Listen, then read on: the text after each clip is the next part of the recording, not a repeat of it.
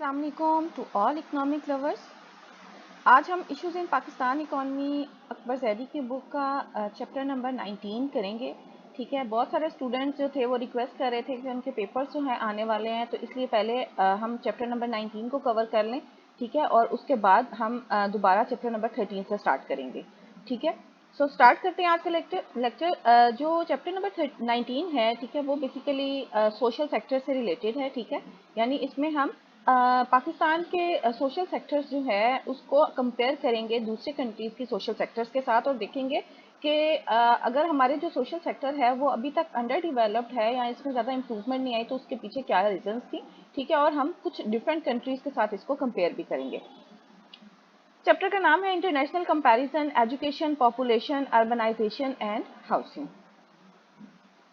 अच्छा, बहुत सारे जो इकोनॉमिस्ट हैं वो आर्ग्यू करते हैं कि number of times that government and public sector have ignored social sector. ठीक है, अब जो भी गवर्नमेंट आती है, ठीक है, रूल में वो या फिर जो पब्लिक सेक्टर है, ठीक है, वो बेसिकली इग्नोर कर देता है या उस पर बहुत कम इन्वेस्टमेंट की जाती है। उसका जो फिजिकल बजट होता है उसके अंदर बहुत लिमिटेड किस्म का पोर्शन होता है सोशल सेक्टर के लिए। ठीक है, और उसको एक इनफ इम्पोर्टेंस जो है नहीं दी जाती, उसके रिसोर्सेज को इनफ इम्पोर्टेंस नहीं दी जाती, रिसोर्सेज को एक्सप्लोर नहीं किया जाता या रिसोर्सेज के ऊपर इन्वेस्टमेंट ही नहीं की जाती। ठीक है, अब इसमें से इंटरेस्टिंग फैक्ट ये है कि इंटरेस्टिंग बेसिकली बात ये नहीं है कि हमारा सोशल सेक्टर जो है वो अंडर डेवलपमेंट अभी तक अंडर डेवलप्ड क्यों है या अंडर डेवलप होने की इसकी पीछे सर्कमस्टांसिस क्या हैं। लेकिन अंडर डेवलप होने के साथ साथ अगर हम देखें तो हमारा जो कंट्री है, ठीक है, उसका social sector under develop social sector and extremely low literacy rate है हमारे पास। ठीक है, और इकॉनमी उसके बावजूद भी इकॉनमी हमारी ग्रो किस तरह से कर रही है। ठीक है, क्योंकि हम कहते हैं कि सोशल सेक्टर जो है किसी भी इकॉनमी का रेगुलेटर होता है बेसिकली। ठीक है, क्योंकि ये डायरेक्टली लिंक होता है इसकी पॉपुलेशन के साथ। अगर ह्यूमन डेवलपमेंट की बात कर ली जाए, ठीक है, HDI की बात करें, ठीक है, इसी तरह लोगों की हेल्थ या फिर एजुकेशन की बात करें, लोगों को प्रोविजन ऑफ जो वेलफेयर सर्विसेज हैं या कोई भी बेसिक नीड्स हैं, ठीक है, वो प्रोवाइड करना सारा सोशल सेक्टर के अंदर आता है। तो अगर वही हमारा अंडर डेवलप है अभी तक सोशल सेक्टर, तो फिर हमारा कंट्री जो है वो ग्रो किस तरीके से कर रहा है, बेसिकली इंटरेस्टिंग बात ये है। तो हम इस सारे फिनोमिना से हम ये पता चलता है कि एक और हमारा इम्पोर्टेंट क्वेश्चन इसमें ये आता है कि लेस डेवलप जो सोशल सेक्टर है वो भी ग्रो कर सकता है। यानी जिन कंट्रीज के पास सोशल सेक्टर लेस डेवलप्ड है, ठीक है, वो कंट्री भी ग्रोथ और डेवलपमेंट के पाथ पे मूव हो सकती हैं।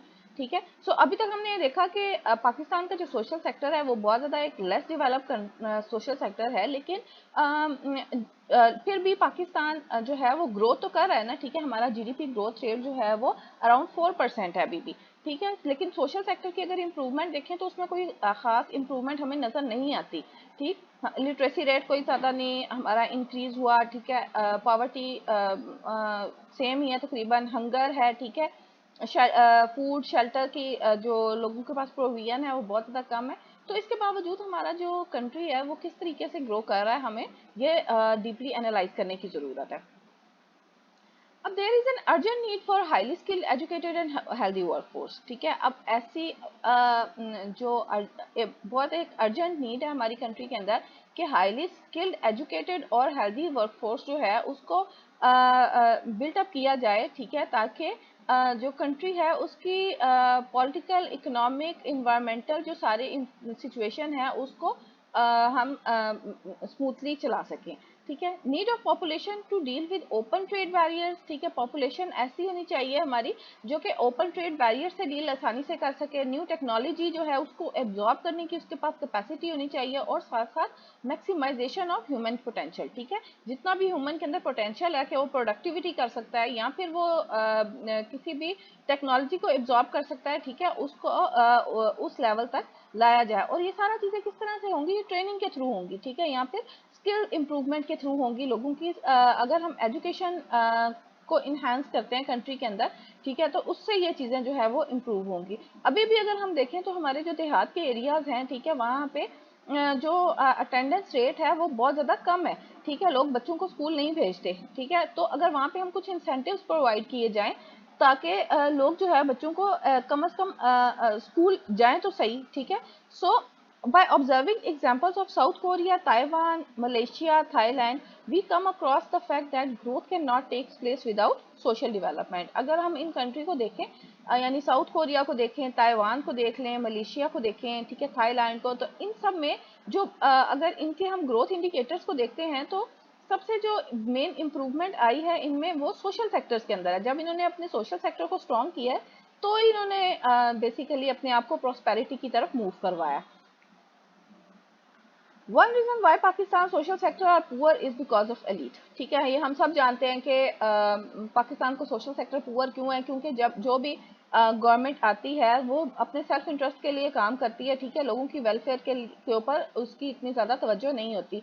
ठीक है, सो इंस्टीट्यूशंस भी उनके अपने बनाए हुए रूल्स के मुताबिक चलते हैं, बजाय के सोशल जो या वेलफेयर लोगों के लिए काम किया जाए वो अब उनके अपने जो ज़ाती मफाद हैं उनकी बेस के ऊपर चलाए जाते हैं। ठीक है, और leading the rest to the less comfort, और बाकी जो अवाम है वो सारा कुछ बियर कर रही होती है। ठीक है, अगर फॉर एग्जांपल हम पेट्रोल प्राइसेस की बात कर लें, जो कि आजकल एक बहुत इंपॉर्टेंट टॉपिक है। ठीक है, प्राइसेस जो है वो इंक्रीज होती जा रही हैं।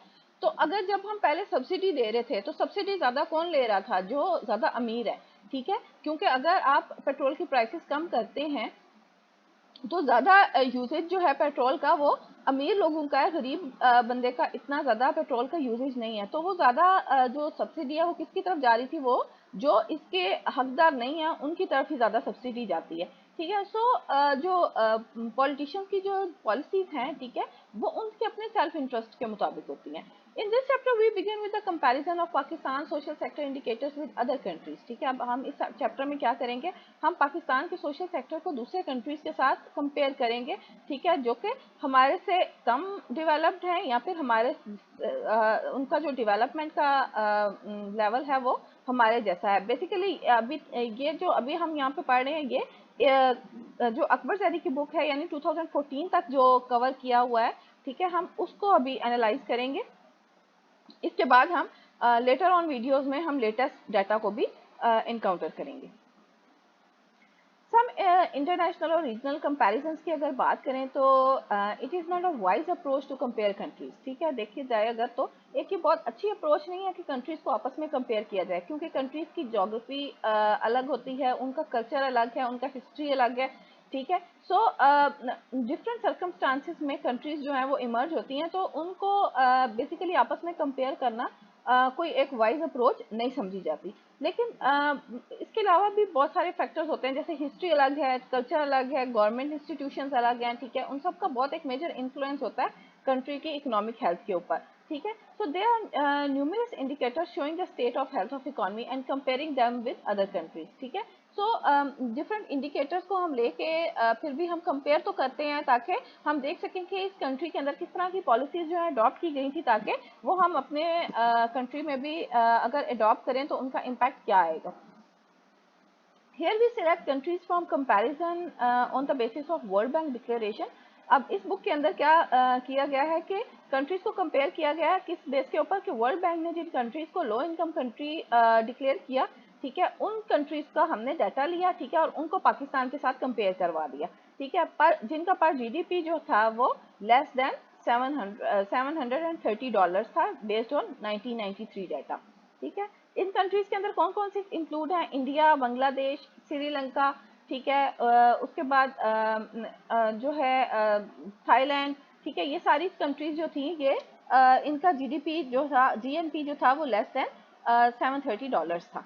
ठीक है, और ये सारी कंट्रीज जो हैं वो सार्क की भी मेंबर्स हैं।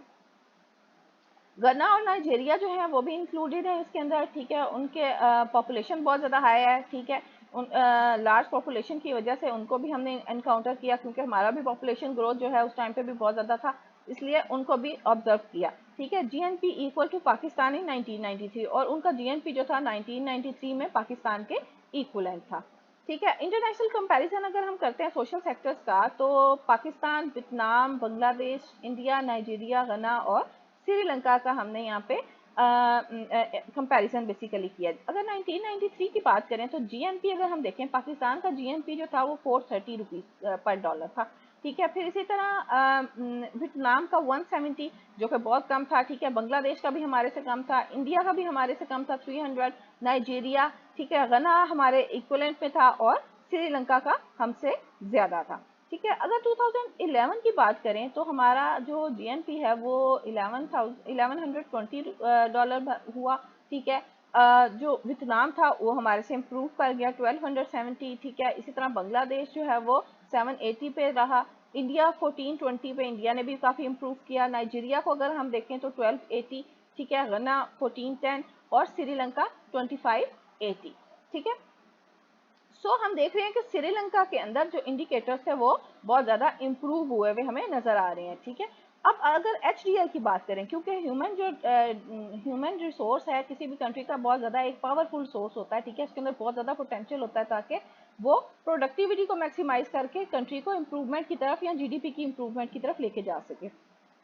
अगर हम एचडीआई को मैयर करते हैं 1993 में, ठीक है, तो पाकिस्तान का 128 था, ठीक है, वियतनाम का 120, बांग्लादेश 146, इंडिया 134, ठीक है, नाइजीरिया 141, घना 129 एंड श्रीलंका 97।